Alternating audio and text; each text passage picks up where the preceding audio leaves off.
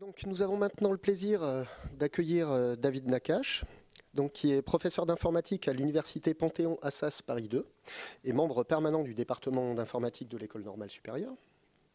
Il est actuellement visiting professor à Royal Holloway, University of London, et également expert judiciaire devant la Cour pénale internationale de La Haye et près de la Cour d'appel de Paris. Il a soutenu son doctorat à Télécom Paris Tech en 1995, a débuté une carrière académique en 2005, après une carrière industrielle de 15 ans à Thomson, Philips et Gemalto. Voilà, et donc David, comme nous l'a précisé Gildas tout à l'heure, va essayer de répondre à la question de la puce au cloud, comment fonctionne l'expertise judiciaire. Merci, bonjour à tous. Donc effectivement, il y a juste une petite erreur dans la biographie, c'est que j'ai quitté Paris 2 il y a 1 an et demi, mais sinon je continue à y enseigner effectivement. Le thème qui m'a été assigné, ou sur lequel on m'a demandé d'élaborer un petit peu, qui est la sécurité et l'expertise judiciaire. Où est-ce que nous allons et quels sont les défis que nous avons en face de nous aujourd'hui. Donc, pour structurer un petit peu tout ça, je vais essayer de vous montrer effectivement la profondeur à laquelle des attaquants peuvent aller pour pouvoir commettre des méfaits. Et donc, je vais prendre un exemple d'une... je sais pas, ça c'est pas moi. Un exemple d'une fraude à une carte de crédit à laquelle on s'est intéressé avec certains de mes doctorants, et également essayer de vous donner un petit peu l'idée de ce qu'on doit, de ce à quoi on doit se préparer. Alors, j'ai synthétisé ici les 5 grands défis que nous avons aujourd'hui en expertise judiciaire. Donc, il y a bien d'autres choses auxquelles on s'intéresse et bien d'autres choses auxquelles on s'intéresse quasiment à plein temps. Par exemple, tout ce qui est expertise judiciaire de téléphone mobile. Aujourd'hui, lorsque on attrape un trafiquant de drogue ou quelqu'un qui a commis un tout petit méfait, la première question du magistrat, c'est essayer de nous sortir tout ce qu'il a comme mail et comme message contenu dans son téléphone ou dans ses ordinateurs. Donc l'expertise, par exemple, des téléphones mobiles est quelque chose auquel on s'intéresse de manière extrêmement active. Pourtant, c'est quelque chose qui est plus ou moins maîtrisé. C'est-à-dire qu'on n'a pas véritablement de défi. Il y a toute une pléthore d'outils qui nous permettent d'adresser ça. Et là, ce que je voudrais synthétiser, c'est ce qui ressort de beaucoup de discussions avec des experts judiciaires et dans des conférences internationales. Et grosso modo, vous avez là les 5 gros thèmes. Donc le premier thème, c'est l'émergence de contre-mesures anti-expertales. Alors il s'agit de quoi? Il s'agit d'outils que vous pouvez télécharger ou qu'il y a énormément de gens qui développent pour essayer de vous empêcher d'expertiser leur téléphone ou leur PC. Alors souvent, c'est structuré comme des outils de protection à la vie, d'aide de protection à la vie privée. Mais on s'aperçoit qu'on les rencontre de plus en plus. Alors pour vous donner un exemple, je n'aurai pas beaucoup de temps pour consacrer à ça si je veux vous parler effectivement d'exemples concrets, mais on trouve par exemple des outils qui vont prendre des mots, faire des recherches Google de manière permanente, aller récupérer des fichiers et écrire dans les espaces non alloués de votre disque dur des morceaux de documents qu'ils ont trouvés, qu'ils trouvent de manière systématique et que ça n'impacte pas du tout la manière dont fonctionne votre ordinateur ou votre téléphone mobile. Ça existe également pour Android. Mais lorsque vous essayez de faire une expertise judiciaire du disque et vous regardez les morceaux de fichiers où vous faites des recherches par mots-clés, eh ben, qu'est-ce que vous allez trouver? Vous allez trouver des millions d'occurrences de cocaïne, des millions de concurrences de pédophiles, des millions d'occurrences de terrorisme. Et donc, même si la personne a des communications avec d'autres, eh ben, les outils qu'on a aujourd'hui vont vous noyer dans des mots-clés qui finalement ne sont pas du tout liés à l'affaire. Et du fait même que cet outil est installé sur l'ordinateur ou sur le téléphone mobile de la personne, eh ben, des avocats vont évidemment profiter de ça pour vous expliquer que c'est l'outil de préservation de la vie privée qui a mis ces mots-clés et qu'il ne s'agit pas du tout de communication faite par leurs clients. Et donc, ils essayent de vous entraîner comme ça dans des marais et de faire de sorte à ce que le magistrat abandonne. Donc, des outils de plus en plus sophistiqués qui bougent de plus en plus vite. Ils apprennent, c'est-à-dire que lorsque les gens se font condamner, étant donné qu'on a un principe de base qui est le contradictoire, qui est qu'il faut qu'on explique, qu'on exhibe les preuves et qu'on confronte les gens et qu'on leur explique ce qu'on leur reproche, ils apprennent. Et puis on voit que ça évolue et ça évolue très vite. Le deuxième problème, c'est le problème de ce qu'on appelle le live forensics. Alors c'est quoi le live forensics ? C'est l'expertise d'un système en fonctionnement. Alors vous allez dire pourquoi je vais expertiser un système en fonctionnement, j'ai qu'à l'éteindre ou le prendre éteint et puis prendre son état et essayer de l'analyser. Eh bien, souvent c'est pas possible. C'est pas possible parce que si vous prenez par exemple le CNRS ici, il doit y avoir des systèmes d'information énormes qui gèrent tout, qui gèrent la paye, qui gèrent des connexions Internet, qui gèrent la comptabilité, qui gèrent je ne sais quoi d'autre. Des archives d'articles scientifiques, et supposant que quelqu'un s'est introduit dans ce système, qui s'y balade et qu'il se passe toute une série de choses suspectes. Eh ben, on ne peut pas éteindre le système d'information du CNRS dans son ensemble pour l'imager, pour prendre une image. C'est la même chose pour une entreprise. Une entreprise peut avoir un système d'information qui est unique. On n'a pas de double, et donc on ne peut pas l'arrêter pour prendre une image. Et donc, dans beaucoup de cas, de plus en plus de cas, et on a eu le cas sur l'affaire Kerviel, on a des systèmes énormes, et lorsqu'il faut qu'on s'intéresse à ces systèmes-là, on ne peut pas arrêter le système. Alors, c'est même beaucoup plus difficile que ça, parce que lorsque vous essayez de constituer une image de votre système, même si vous dites je copie un morceau chaque fois, même si vous disposez d'un modèle de votre système dans lequel vous allez transplanter ce que vous avez enregistré, vous avez un gros problème parce que ce que vous avez enregistré n'est pas du tout un état cohérent du système. C'est-à-dire que vous commencez l'enregistrement à un moment donné, vous enregistrez, au fur et à mesure où vous enregistrez, les données changent, donc vous avez une sorte de chimère, une sorte d'hybride entre un état du passé et un état du présent qui n'est pas du tout consistant, y compris sur des choses très basiques, des checksums ou des choses comme ça, de fichiers ou des registres. Et lorsque vous essayez d'installer ça ou de l'analyser, les outils d'analyse qui normalement devraient analyser ce type de système vous expliquent que ce n'est pas cohérent, c'est-à-dire que vous n'arrivez pas à raisonner dessus. Et donc, on représente ça, en général, sur 3 axes, ce qui est commun entre les 2 images, ce qui existe dans l'une et qui n'existe pas dans l'autre, et ce qui existe dans l'autre et qui n'existe pas dans l'une, diagramme de Venn. Et là-dessus, on essaye de raisonner. Alors ça, c'est très important.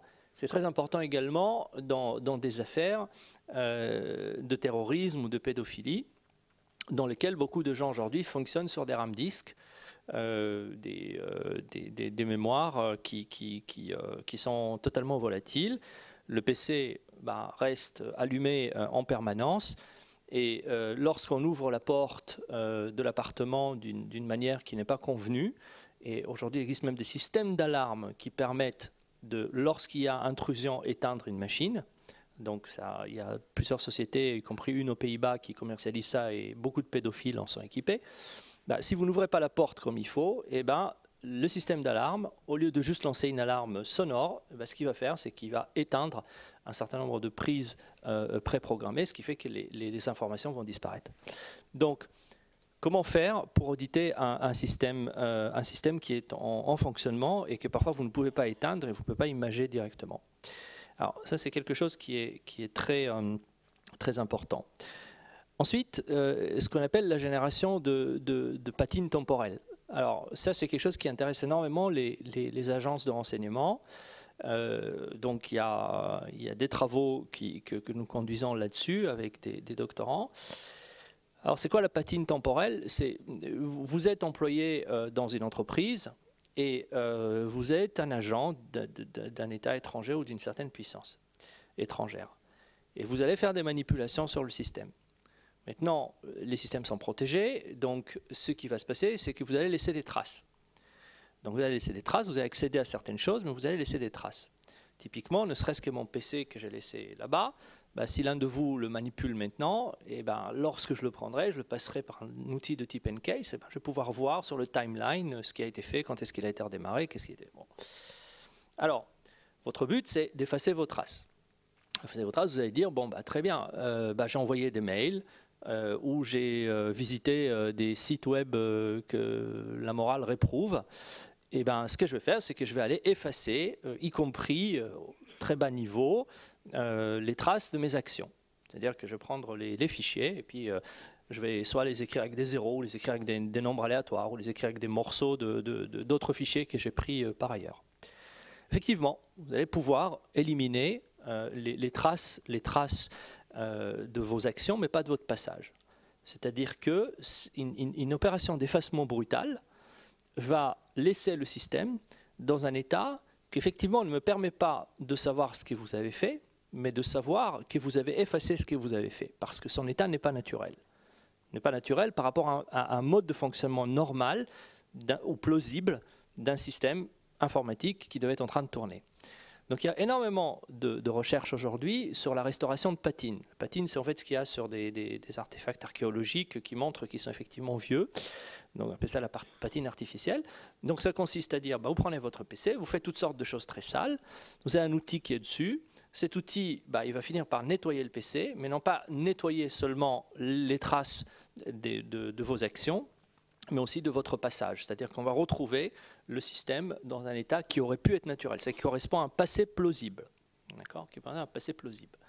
Donc la difficulté avec ça, c'est que pour ceux qui essayent de mettre ça au point, c'est qu'effectivement, beaucoup de logiciels ont un état de mode d'action qui n'est pas documenté. D'ailleurs, prenez Word ou prenez PowerPoint, par exemple, pour prendre... On ne connaît pas tout, on ne l'a pas modélisé d'une manière parfaite. D'accord ? Et donc, là, il y a une bataille qui est une bataille empirique entre des experts judiciaires qui connaissent des marqueurs de comportement et des gens qui fabriquent des logiciels de création de patines. Et chaque fois, vous essayez de les attraper si jamais ils ont essayé d'utiliser un des outils qu'on connaît aujourd'hui. Et les outils ont aussi des signatures qui font que certaines choses vont être faites d'une certaine manière, mais ça s'améliore de plus en plus. Alors c'est beaucoup de temps sur IDAPRO pour essayer de comprendre effectivement ce qui a été fait par le logiciel et pour essayer de trouver des traces. Alors c'est encore une course à l'armement.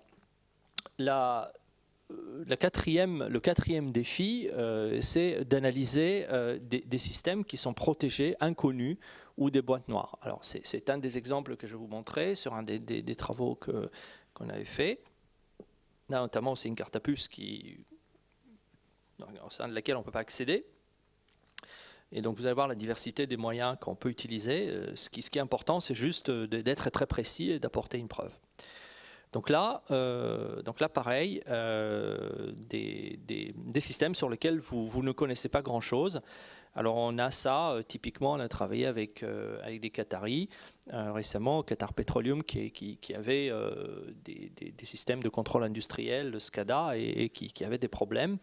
Et sur lesquels il fallait regarder, analyser des systèmes sur lesquels on ne connaissait absolument rien parce qu'ils n'étaient pas documentés et c'était impossible d'obtenir la documentation. Et quand même, il fallait savoir et comprendre ce qui se passe. Et ensuite, le cinquième défi, c'est courir plus vite que la technologie, ou au moins un tout petit peu plus vite, pour pouvoir analyser des nouveaux systèmes d'exploitation, des nouvelles applications. Et c'est surtout au niveau des applications qu'il y a énormément de problèmes parce qu'elles sortent et sont modifiées d'une manière extrêmement rapide. Et a priori, lorsqu'un magistrat va vous donner du travail, vous ne savez pas très bien sur quoi vous allez tomber. Alors, je vais prendre un exemple. Qui va illustrer trois de ça. Donc, au fait, on va voir des contre-mesures anti-expertales qui ont été introduites dans un faux par les auteurs. on va regarder comment on s'intéresse à expertiser un système qui est inconnu et aussi comment on doit courir derrière ça. Alors, je dispose aussi d'une deuxième 10 minutes, mais je n'avais pas 40 au total. Ah, question comprise. Ah, d'accord. Bon, bah, je pense qu'on a un 6e défi alors. Bon, ok. Alors là, dans des instants comme ça, vous vous dites qu'est-ce que je vais faire? Je vais utiliser un peu de mon temps pour réfléchir comment je vais raccourcir ou je vais foncer. Je sais pas, enfin bon. Ok, bon, 10 minutes, ça va être difficile. Alors, 10 minutes, ce que je vais vous montrer, c'est que je vais passer très très rapidement et essentiellement, je vais vous montrer des images parce que je n'ai pas vraiment beaucoup le temps de dire quoi que ce soit d'utile.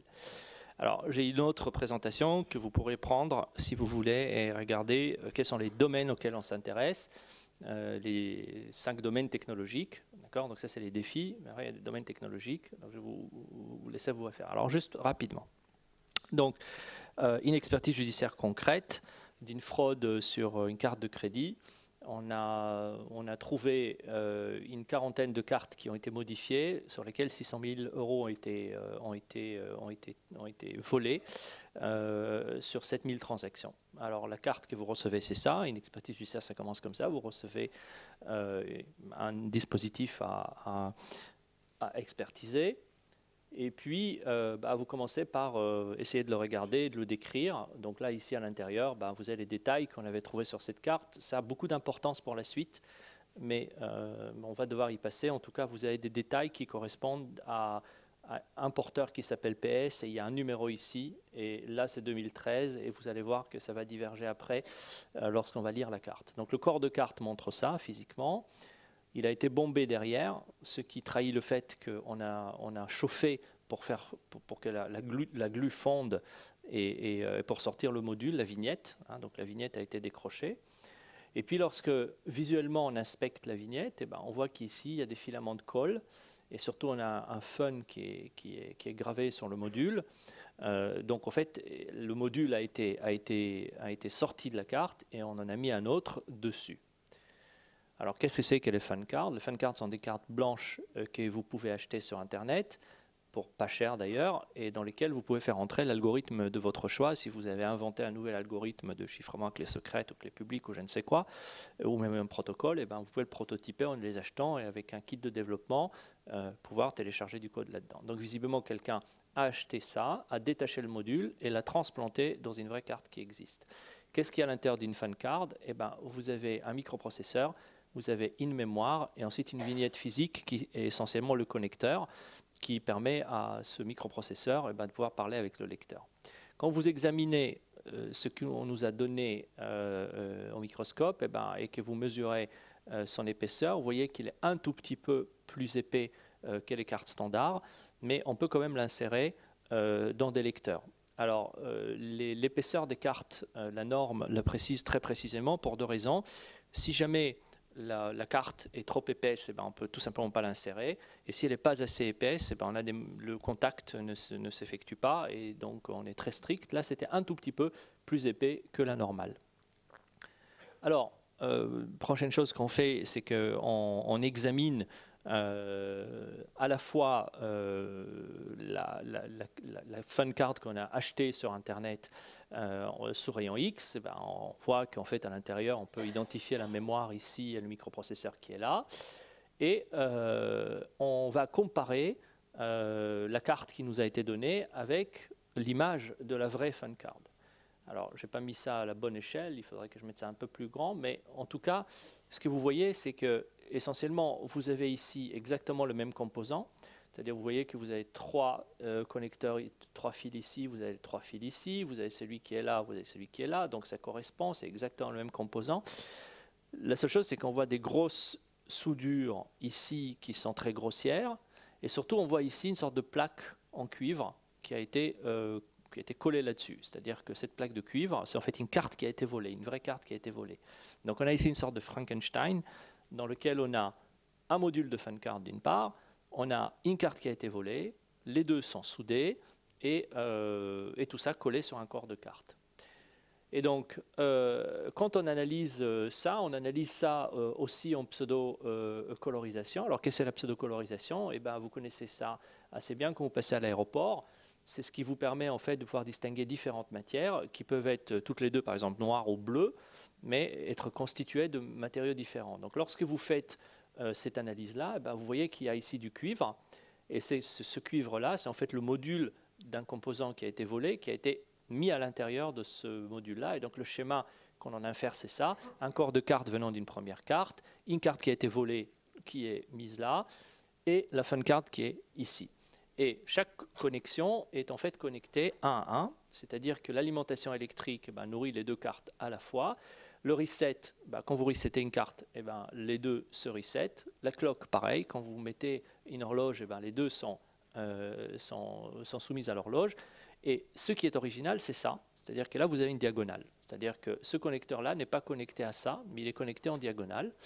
Et donc, ça nous permet de comprendre ce qui se passe. C'est-à-dire que la fun card gère la communication entre la carte qui est volée et le terminal. Alors, la carte qui est volée va parler. L'information va être élaborée par la fun card, modifiée ou pas, et puis ensuite envoyée au lecteur. C'est-à-dire qu'on a ici ce qu'on appelle un man in the middle, un homme au milieu, et en fait la fun card va gérer. Parfois elle va faire parler la carte prisonnière et parfois pas. Et alors là il faut qu'on passe très très vite. Alors toute la subtilité, c'est ça, c'est ce qui est en train de se passer lorsque votre carte parle à un terminal. Il y a 3 phases. Une phase qui consiste à authentifier la carte, une autre qui consiste essentiellement à parler avec la banque, et surtout celle-là, qui est là où ils vont attaquer, qui est la vérification de PIN.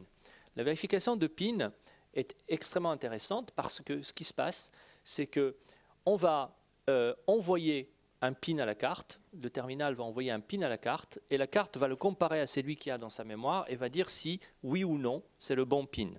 Donc vous comprenez bien ce que le fraudeur cherche à faire. Il laisse cette partie-là s'exécuter avec la carte normalement sans y interférer. Celle-là, pareil. Mais pour celle-là, ce qui va se passer, c'est que puisqu'il ne connaît pas le PIN, il a volé la carte et qu'il a emprisonné ça à l'intérieur, il va rentrer un PIN qui est n'importe quel et ce PIN ne va pas aller à la carte et la carte va juste dire OK.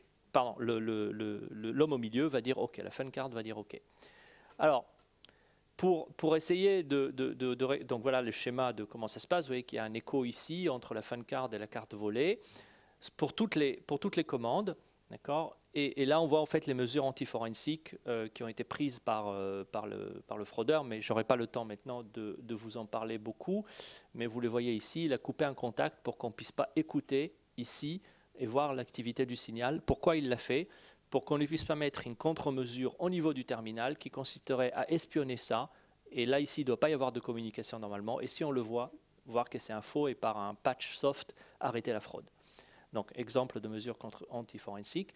Lorsque vous faites une analyse par consommation de courant de cette carte, qu'est-ce que vous voyez? Vous voyez que vous avez ici de l'activité, ça c'est l'IO, donc ça c'est la vraie ligne officielle de communication.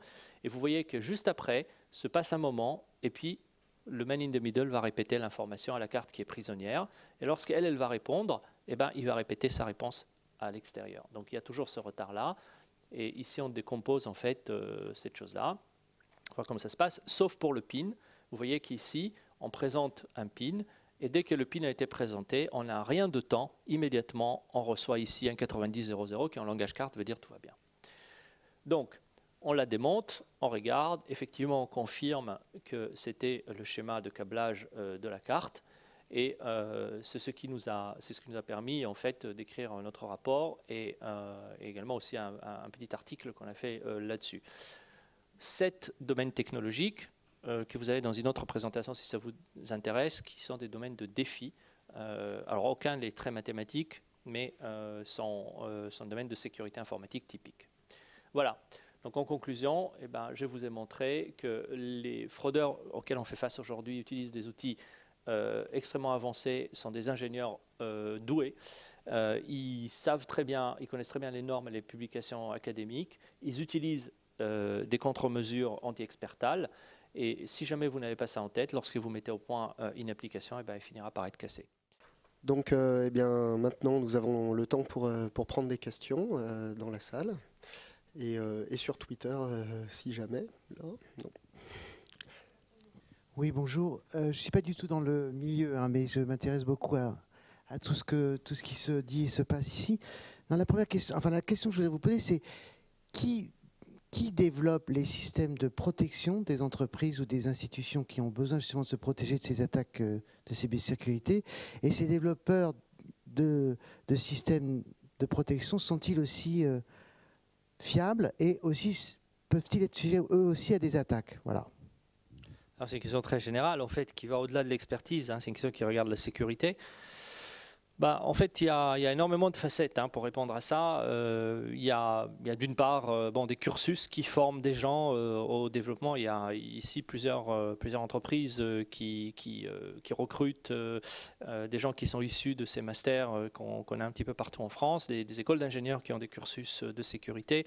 Par-dessus ça, vous avez de la formation continue, l'ANSSI qui certifie des gens sur leurs connaissances et la mise à jour d'autres certifications américaines, essentiellement anglo-saxonnes, qui permettent de certifier que des experts sont à jour.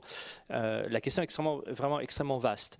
Bien sûr, comme je peux montrer, et comme j'avais prévu ici dans une autre présentation, mais que vous pourrez regarder, on a une preuve mathématique que aujourd'hui, c'est la preuve qui est dans la deuxième présentation qu'on a affichée au départ par erreur, que peu importe ce que nous ferons, il n'existe pas un moyen de prendre un logiciel et de le faire analyser par un autre logiciel qui vous dira, ou un automate, qui vous dira oui, il est vulnérable, non, il n'est pas vulnérable. C'est-à-dire ça, on a une preuve mathématique de ça, donc ce n'est pas l'affirmation marketing, il n'y a pas de sécurité parfaite, blablabla, qu'on entend chez des vendeurs de tout bord, mais on a une véritable preuve mathématique, c'est-à-dire qu'on n'arrivera jamais. On n'arrivera jamais. Et on a même des exemples de programmes sur lesquels on ne peut pas. Donc là, c'est une course entre l'état de l'art, ce qu'on connaît, essayer de vérifier qu'on ne tombe pas dans les failles qui sont connues, et essayer chaque fois de réfléchir à de nouvelles failles qui n'ont rien à voir avec ce que l'état de l'art a. On a eu, il y a quelque temps, avec des doctorants, un cas typique de ces failles qui viennent un peu de nulle part. C'était un opérateur de téléphonie mobile qui avait créé un système qui permet à des jeunes de parler sans payer, en écoutant une publicité de manière périodique. Donc ils nous ont demandé de regarder le système, on a regardé, on est entré dans leur serveur, on a regardé un petit peu de tout. Et puis on a eu une idée avec deux de mes doctorants, de se dire qu'est-ce qui va se passer si on développe une petite application qui utilise ce service et qui périodiquement loge un double appel et périodiquement switch entre les deux appels lorsque la pub passe. Donc non seulement en fait vous n'écoutez pas la pub, mais en plus vous leur bouffez une bande passante double. Et voilà, donc il y a un problème.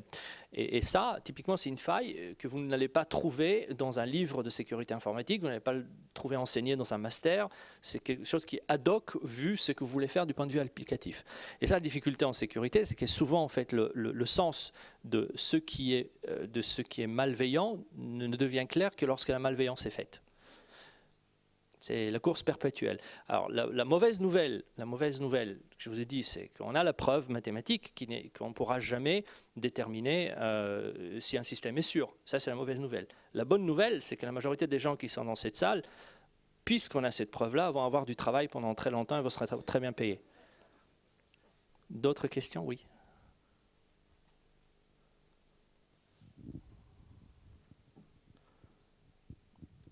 Je reviens au cas de figure de l'exemple sur la carte bancaire et de votre savoir sur l'expertise judiciaire. Est-ce que vos services ont été sollicités pour donner un avis sur la nouvelle directive DSP2 pour les paiements, en particulier pour les paiements en ligne, avec la nouvelle RTS, qui est une sorte de guide technique pour pouvoir en fait mettre en place cette directive DSP2 pour une strong authentication, une forte authentification avec 2 facteurs, et les 2 facteurs devant être indépendants en termes de support, et qui apportent apparemment de gros problèmes pour certains acteurs de la carte et du domaine du paiement. Et est-ce que vous avez participé à ces discussions? Oui, absolument. Alors, il y a 2 orateurs ici qui ont travaillé là-dessus, moi-même et Eric Fraissinet. Je ne sais pas si Eric est là, mais en tout cas, il est sur le programme. Eric Fraissinet? C'est Eric Fraissinet? Je me suis dit, il a changé radicalement. C'est un de mes anciens doctorants, mais enfin bon, il avait passé sa thèse avec moi. Il y a encore quelques mois, il n'avait pas la même tête. Eric Freycinet. Je me suis dit peut-être c'est une illustration de l'exposé d'Eric sur l'usurpation d'identité. C'est peut-être ça. Enfin, je sais pas. Donc en fait, avec Eric, nous sommes membres d'une commission qui s'appelle l'OSCP, l'Observatoire Sécurité de moyens de paiement. Et là-dessus, justement, on a longuement discuté de ça et on la regarde un peu dans tous les sens. La chose avec ce document, c'est qu'il laisse énormément de place à l'interprétation. Il y a certainement de place à l'interprétation. Ce qui serait bien, c'est effectivement avoir un cas d'usage type sur lequel on pourrait réfléchir. Aujourd'hui, c'est quelque chose que nous sommes en train d'étudier, de décortiquer, de confronter. On n'a pas trouvé dedans des failles ou des choses qui sont qui seraient pas logiques à faire. La véritable question, c'est celle de la sécurité par rapport à la friction que cela induit à l'utilisateur, qui est véritablement là où toute la discussion aujourd'hui se place. Donc aujourd'hui, la discussion ne se place pas au niveau de la sécurité, mais au niveau de la friction, c'est-à-dire qu'est-ce que ça demande à l'utilisateur de pouvoir avoir comme ralentisseur avant de faire la transaction. Et c'est pour ça qu'en fait, dans ce cas particulier, on a tout un faisceau en fait, de contraintes et d'intérêts de la part des banques, de la part des opérateurs, vous connaissez l'affaire. Donc aujourd'hui, on l'analyse, nous, de point de vue technique ou technologique. Ce qui m'intéresse surtout, c'est comment pouvoir expertiser des systèmes le jour où il y aura un problème dessus. C'est surtout ça. Donc on s'y prépare. Mais pour le moment, on n'a pas d'avis tranché là-dessus. Ce serait intéressant d'interroger aussi Eric demain. Juste une petite remarque, si les personnes qui posent des questions pouvaient se présenter, je pense que ça pourrait être intéressant. Alors, je ne suis pas Eric Freycinet, je suis professeur de mathématiques retraité de l'éducation nationale et je rencontre surtout des personnes qui mettent en doute ce qu'elles ne comprennent pas. Donc, je m'interrogeais sur la réception du point de vue des magistrats et des avocats sur vos capacité d'expertise. Y a-t-il des méfiances ou bien on est bien obligé de vous faire confiance? Non, on n'est pas du tout obligé de nous faire confiance. Et c'est très fréquemment mis en cause. Alors, il y a ce qu'on appelle le principe du contradictoire, c'est-à-dire que je dois expliquer ce que j'ai trouvé et je dois démontrer que effectivement, ce que j'avance, si vous avez regardé cette présentation par exemple, on part véritablement avec une analyse qui est très précise parce que c'est l'avenir de quelqu'un qui en dépend. Alors, typiquement, quand vous êtes, prenez un cas d'expertise civile par exemple, vous êtes là avec 4 autres experts. Vous avez un qui a été nommé par le magistrat. Vous avez les experts des parties, qui sont aussi en général des experts inscrits près de la cour d'appel. Puis les experts des assureurs, donc, qui sont là, donc, qui sont très dans la cause. Et donc vous êtes 5. Vous êtes 5. Et donc vous pouvez bien imaginer qu'en fait, ce que vous faites, vous l'effectuez véritablement sous le contrôle d'autres personnes qui ont des intérêts croisés. Lorsque vous faites une expertise pénale, c'est un peu différent. C'est-à-dire que là, effectivement, vous rendez un rapport, mais ce rapport-là va être communiqué à l'avocat de la personne qui est mise en cause. En général, ça va être transmis, ça dépend de ce que vous avez trouvé. Si c'est un trafiquant de drogue et que vous avez démontré qu'effectivement il connaît quelqu'un parce qu'il a passé un coup de fil, le tribunal va dire oui, bon, il n'a pas inventé l'expert. Donc, mais il y a des cas dans lesquels, typiquement, un des cas que je mentionne dans un des articles, c'est le cas d'un gars qui a été accusé d'avoir envoyé des SMS de menaces de mort à son ex-femme. Et donc, quand vous regardez effectivement le téléphone mobile de la dame, vous trouvez des SMS provenant de la part d'Enissim, dont l'abonnement est ouvert au nom de ce monsieur. Et donc le gars va en prison et puis l'expertise avance parce que d'abord en fait vous allez le sécuriser, et puis pendant ce temps-là, vous prenez votre temps.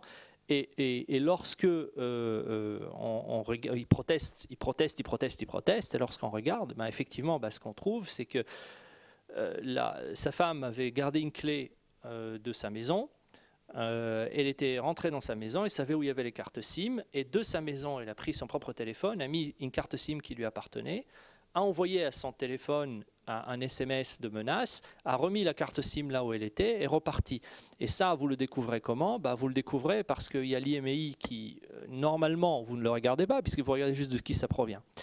Mais là, effectivement, quand vous analysez le corps technique du SMS et que vous regardez que ça vient de tel appareil, eh ben, vous voyez qu'effectivement, il y a un problème. Donc, il y a des cas, effectivement, où ben, il ne faut pas faire confiance, il ne faut pas regarder aveuglement. Mais dans la grande majorité des cas, quand ce sont des affaires, je dirais, très très simples, c'est des outils standards et des actions standards. Alors j'ai vu qu'il y a quelqu'un juste là. Bonjour, Sébastien Laurent, professeur à l'Université de Bordeaux. David, dans ta présentation, je voudrais revenir sur un point final qui n'est pas une question d'ingénierie, mais qui est plutôt une question de pratique frauduleuse. Tu as dit que les ingénieurs qui étaient en face étaient des gens extrêmement doués. Oui. On constate, pas extrêmement, dans ces cas-là.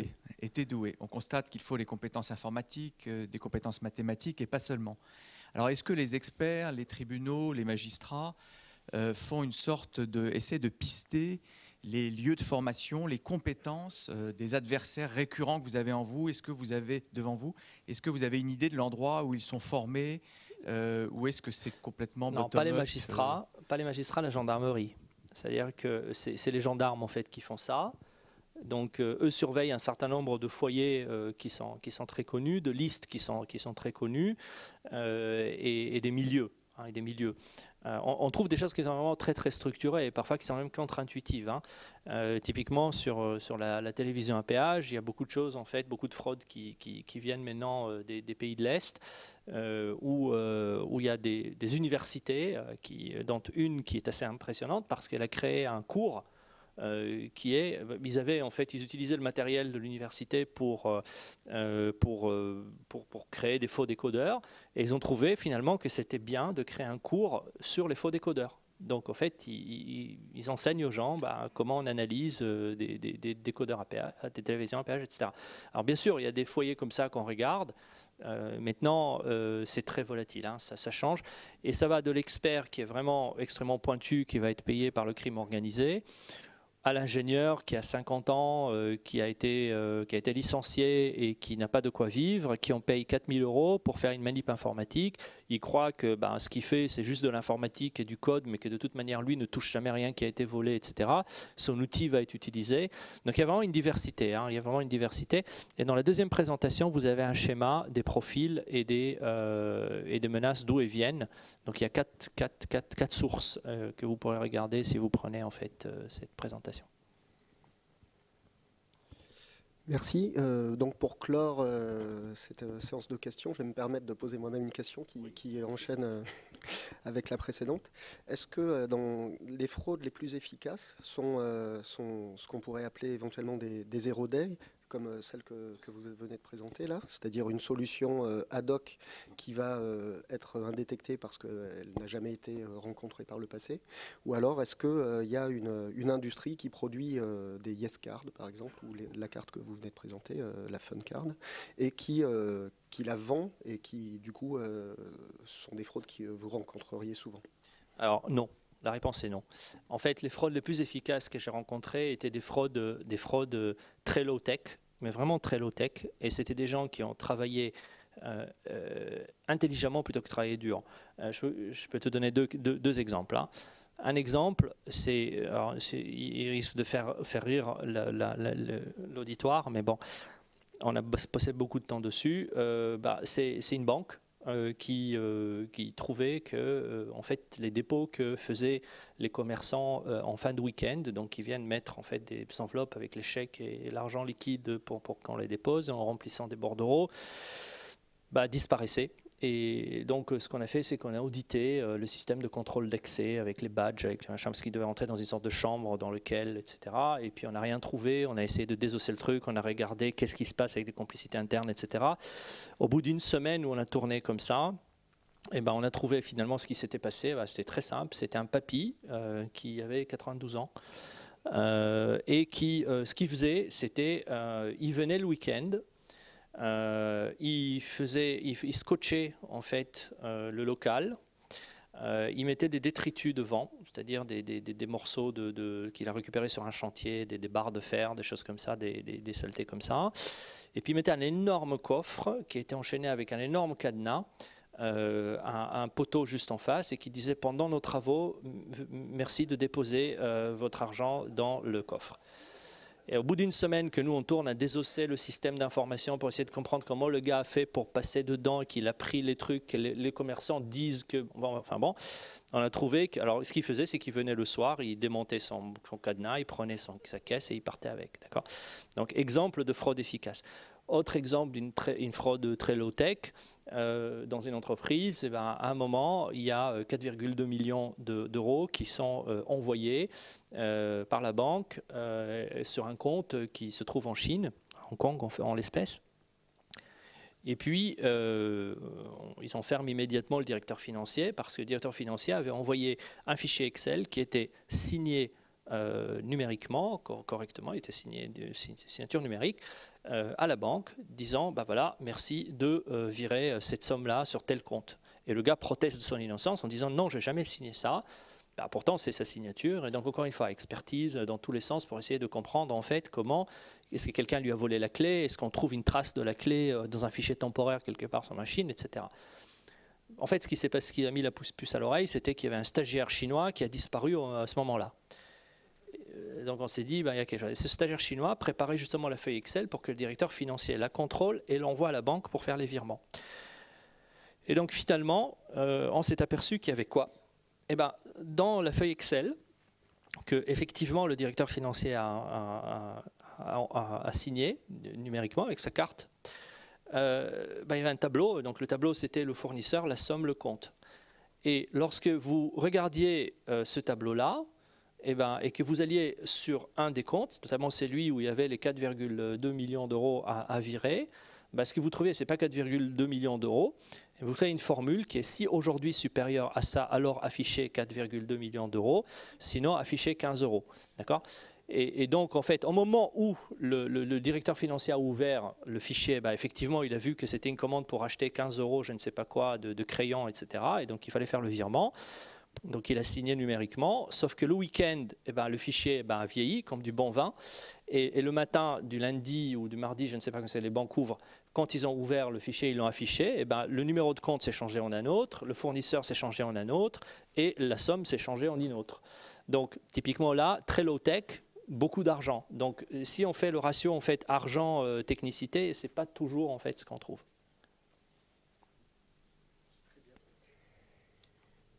Bon, eh bien, merci beaucoup David.